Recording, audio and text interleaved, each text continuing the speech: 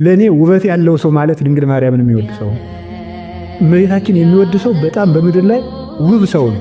ሰው የልብ እጅ አለው፣ የልብ አፍንጫ አለው። በልቡ እጅ እመቤታችን ጌጥ አድርጎ የያዘ ሰው፣ በልቡ አፍንጫ መዓዛዋ የሚሸተው ሰው። ፍቅርሽ እንደ ንጹሕ ዕጣን ሸተተኝ፣ ልቤ ደግሞ በፍቅርሽ ወይን ሰከረ ይላል። በምን ያህል መጠን እንደሚወዷትም የኔ ቃሉ ብቻ ነው የሚሰማኝ እና በአባ ጊዮርጊስ መጠን ነው ነገሩ አይገባንም። ይሄ ሁሉ ነገር የመጣው ማን ነው? እንግዲህ ማርያም አምላክን ብትወልድ የምድር ጌጥ የመነኮሳት ጌጣቸው እመቤታችን ናት።